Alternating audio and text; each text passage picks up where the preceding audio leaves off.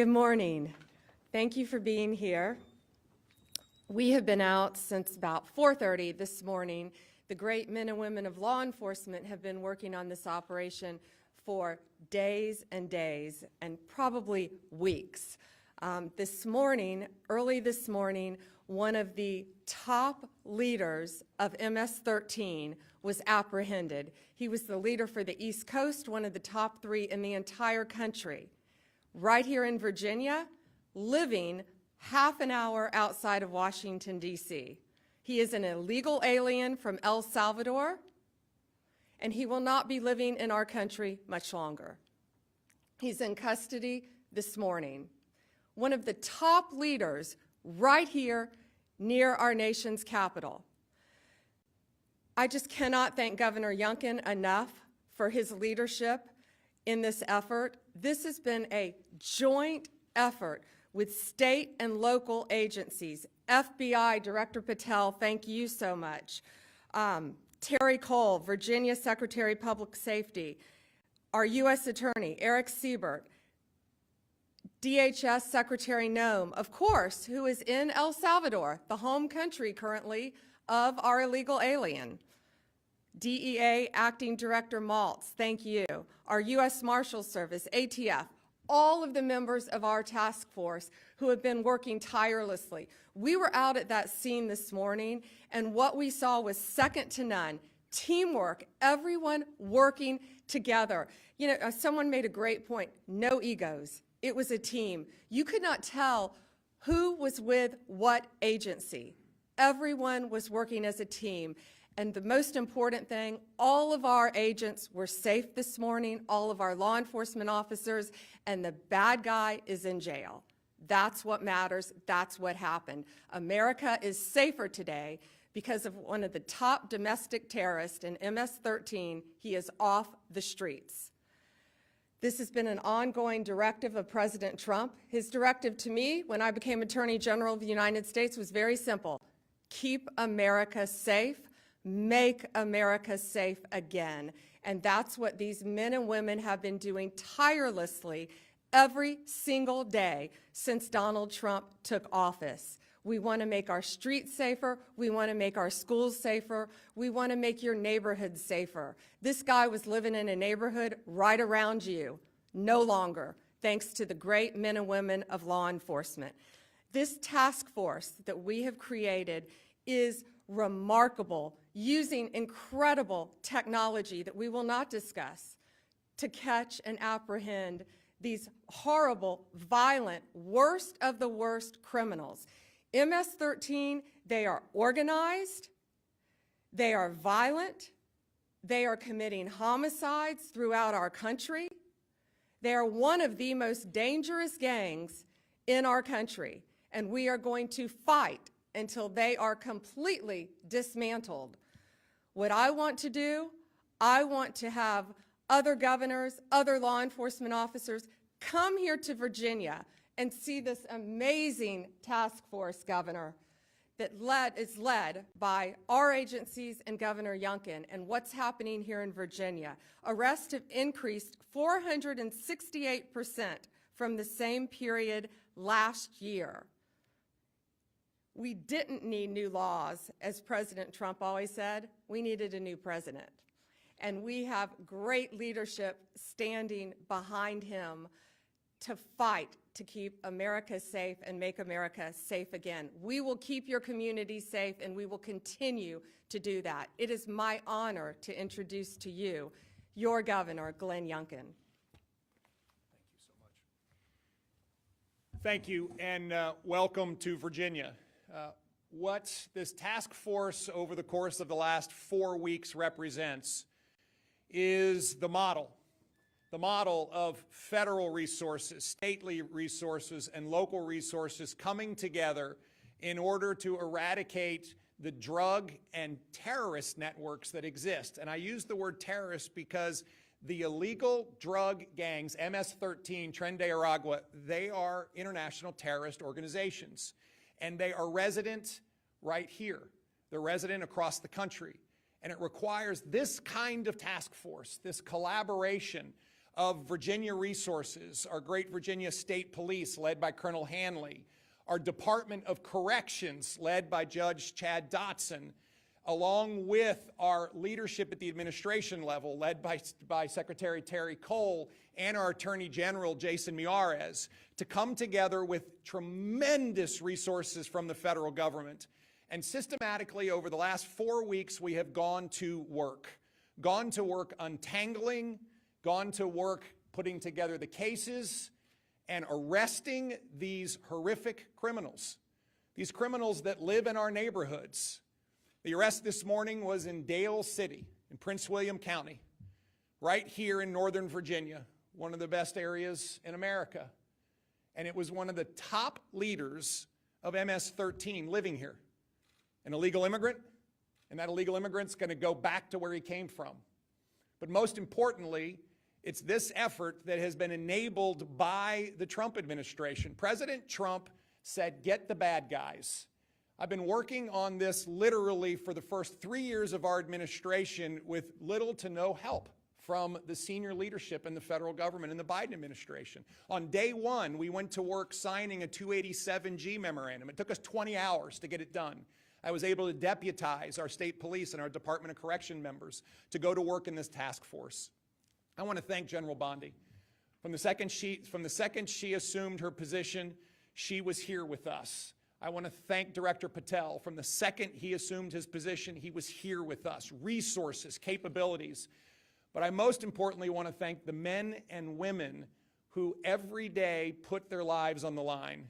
These folks go to work with a bulletproof vest on, and they so rarely have anyone say thank you. And today, they deserve a huge thank you, but they deserve a thank you every single day. Over the last 4 weeks, 340 horrific criminals have been arrested here in Northern Virginia. And that allows me to make one last comment. Local jurisdictions that claim sanctuary city status are absolutely unacceptable. Look who's in your community. Look who's living around the corner from citizens that are going to work, trying to build their lives in a place that's the best place in America to live and work and raise a family. And yet we have one of the top 3 operatives from the most dangerous gang in America and the world living around the corner, and you sanctuary cities want to give refuge to them. Listen, it's time for us to recognize that Virginia is not a sanctuary state. We are working to get the bad guys out of here. And if you are a local jurisdiction and not helping us and not cooperating with us, you are working against the safety of all of those men and women that call your jurisdiction home. This task force is a sustainable effort, not a one and done. And that is the most impactful part of it. We get to continue to work together to, yes, General Bondi, make America safe again and make Virginia the safest state in America. I just want to thank everyone for their tremendous efforts. And now I want to hand it over to the U.S. Attorney of Virginia's Eastern District, Eric Siebert. Thank you, Governor.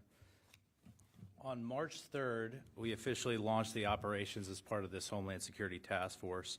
And this is first of its kind in the nation. It's interagency, which makes it unique. And it combines federal, state, and local resources to identify and arrest the most violent gang offenders in the Eastern District of Virginia. So working with our partners of all 4 divisions in the Eastern District of Virginia, we have created an intelligence-based model. And that's the focus, is intelligence-based that drives this moving forward. So we can focus our attention on the transnational organized groups, such as MS-13, that have long plagued our communities. So in less than a month, we have identified 575 targets. We've arrested 342 of those targets, many of them with illegal status.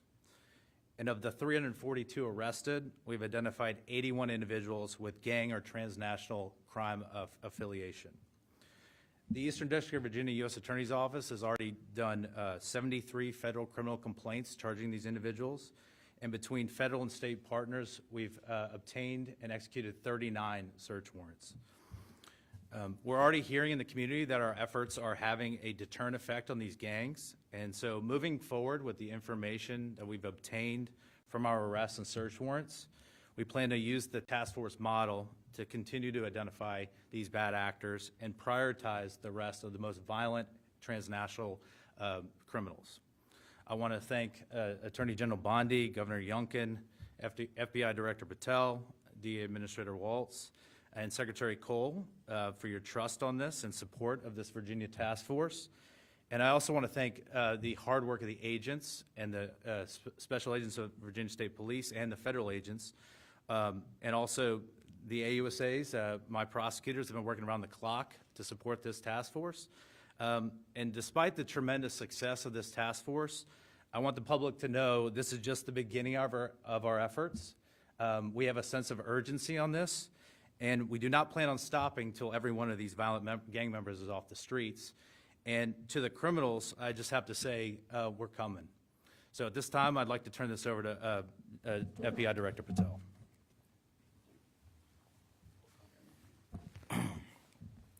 This is what happens when you let good cops be cops. And we're going to continue to let good cops be cops across this country.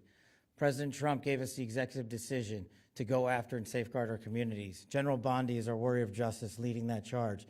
Governor Youngkin, it's an honor to be a partner in this operation with you and U.S. Attorney Siebert. This is the mandate we have. Right now we have an American dying every 7 minutes from a drug overdose. That is a national security crisis we have not seen ever before. We have a woman or child being raped every 6.5 minutes in this country. We have a homicide twice an hour. No part of that metric is a safe and secure America. But thanks to the brave leadership of this administration and the folks that you see here, we are returning our communities to safety. As you heard, we took down this morning a top leader of MS-13. That is not done easily. That is done with brilliant law enforcement. And right here, I'm proud, and I think the governor knows I'm biased, having graduated from the University of Richmond, to have this here in the state of Virginia, here in our Northern Virginia resident agency, with our partnership with our Washington field office and our special agents, our SOS folks, our intel analysts, and our support staff. My priority has been law enforcement across the country, and that will not change. But law enforcement across the country cannot be done just by Washington, D.C. and the federal government alone. This task force was stood up 1 month ago.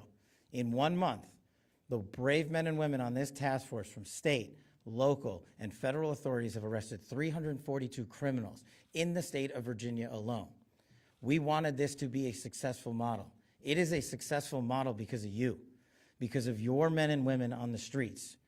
We have the easy job in Washington, D.C. You take it to the max every single day. You put your safety on the line. You put your selfless desires ahead of going home and seeing your families at night because you care more about safeguarding our schools and our community than you do your own safety. So we will always have the backs of good cops because you have the backs of the American people. And this task force is going to go everywhere it is needed across the United States to bring the form of justice and measured security and safety that our American citizens deserve. It is an America First model because we live in the United States of America. And if you are here illegally, you will not be here any longer. And if you are going to continue to commit acts of violent crime, you will meet the same fate that this individual did this morning. And I just want to reiterate what our partners said behind us. This is not possible without the folks that do the job every single day. And as director of the FBI, it is a privilege to lead some of these brave men and women. And the only ask that I have of you in the community is the next time you see a cop, thank them. The next time you see someone safeguarding our schools, shake their hand. The next time you see our brave men and women of the FBI and the local and federal state police take down a violent terrorist, maybe give them a hug. Because those guys, those gals are the ones that are going to continue to keep our city safe. And we will not stop until this national security crisis is recognized, brought into check, and eliminated. Thank you. Questions? Amber from Daily Caller. Thanks. Hey, Amber. First question is, how long was this individual living in the United States illegally and operating as a leader of MS-13? And then two, MS-13 has been a huge problem in Virginia for several years now. How many members of that gang do you believe are currently operating in the state?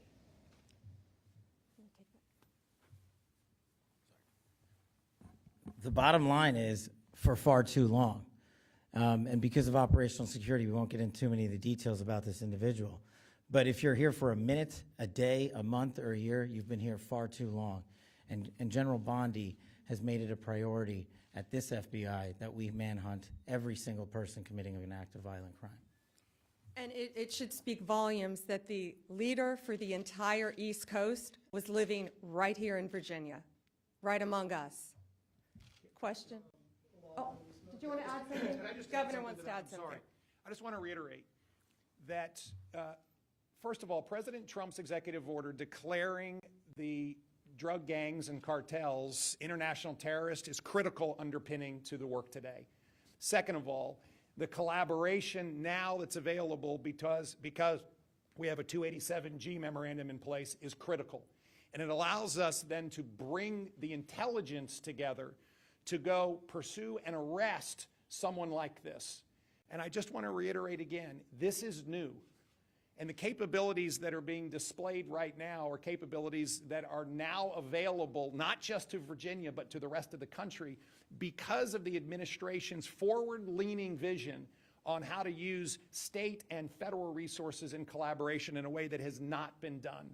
I have to say, Terry Cole has been leading our efforts in the Commonwealth brilliantly, but until we were able to bring in the federal resources in this way, bringing down somebody like this would not really have been possible. And Governor Youngkin and I, once again, are going to offer this to every governor in our country. Let's see who takes us up on this to keep their states safe. Questions? Hi. I have been, there's hundreds of these arrests happening so quickly. Have these individuals been identified under the Biden administration? Was there a paper trail of these people? Were they all identified and targeted with the Trump administration in place? And then I also wanted to hear from the governor, too, on Fairfax County. We have heard in recent years issues about the sanctuary policies there, people who are dangerous, illegal aliens, suspected being set free from communities and then committing other crimes. I'm curious what we do from there. So first, many had been identified. They had been living here. Many had been identified. Living here, they were let freely into our country. All of these illegal aliens. I had gone to that border in September. Nothing humane was happening at that border. Passports stacked everywhere, everywhere, from every country you can imagine. People freely walking across our borders, fighting age men coming into our country. And this is the result of Joe Biden's open border policy. What our country has been plagued with. But from the second Donald Trump took office, he said he is going to make America safe. He shut down our borders, and now it's our job to get these people out of our country as fast as we can. And this coordinated group effort, this task force that has been put together, is making a difference here, and it will make a difference around the country. That's why you're seeing so many arrests so fast, because we will not have another Lake and Riley. We are going to catch them, we are going to apprehend them, and they are not going to like where they are going. Governor Youngkin, did you want to answer the second part? Thank you very much. First and foremost, this task force was designed in the White House with this team around the table. What do we need to do in order to go after the gangs, the cartels, and of course the drugs in a community like Northern Virginia, like Fairfax County, that has seen county leadership not pursue the necessary steps in order to fight this crime? And this task force was architected in a very quick period of time and stood up immediately. And in fact, when Director Patel was confirmed, within a day, he authorized this facility and these capabilities. General Bondi immediately came to lead it, and we found ourselves with truly one-of-a-kind resources going to work. And I just want to emphasize the pace and the focus. And so, no, these were not lists that were available in the previous administration because they wouldn't do that. And the minute that we had partners that would do this with us, then lists of 500, 600, 700 targets could be put together in collaboration with state police and federal authorities and our Department of Corrections. Critically important, and I cannot emphasize enough the collaboration and support and leadership out of the new administration that is so different than what we saw in at least the previous 3 years of my administration. Finally, with regards to counties that are demonstrating resistance to cooperate with federal authorities and particularly with ICE, This is why I have put in a budget amendment in our budget that if they're not going to cooperate with ICE, then we will withhold funding. Now, I need a General Assembly to vote for this.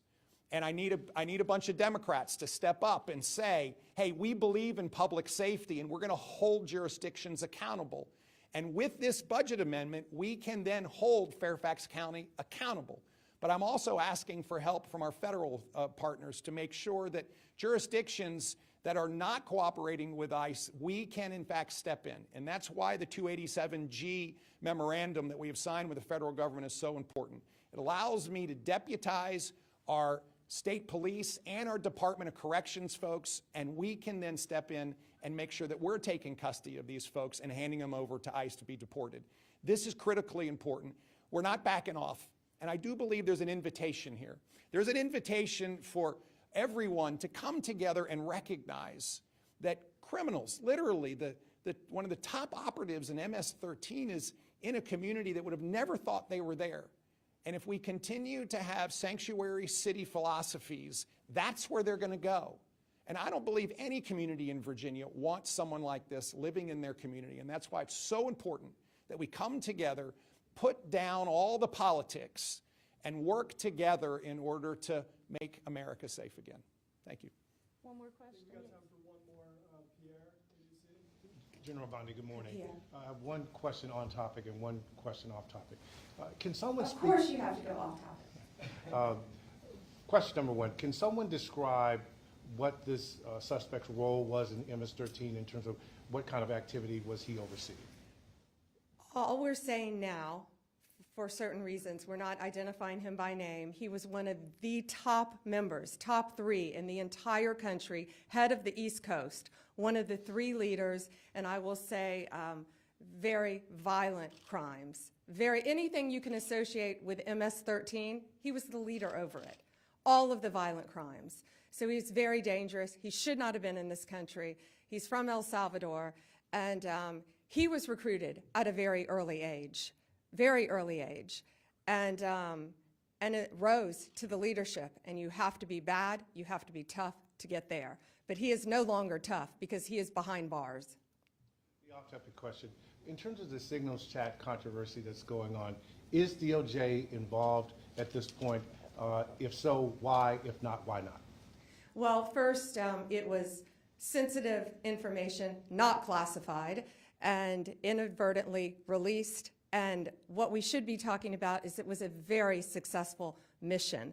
Our world is now safer because of that mission. We're not going to comment any further on that. If you want to talk about classified information, talk about what was at Hillary Clinton's home that she was trying to bleach bit, talk about the classified documents in Joe Biden's garage that Hunter Biden had access to. This was not classified information, and we are very pleased with the results of that operation and that the entire world is safer because of it. Thank you all very much. Thank you for coming here and reporting.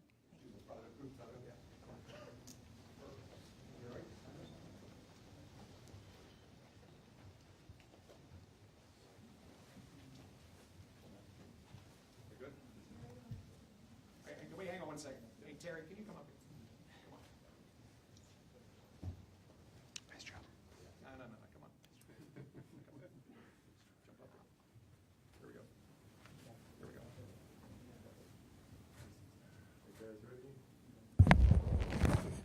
Here we go. Here we go. All right, 1, 2, 3.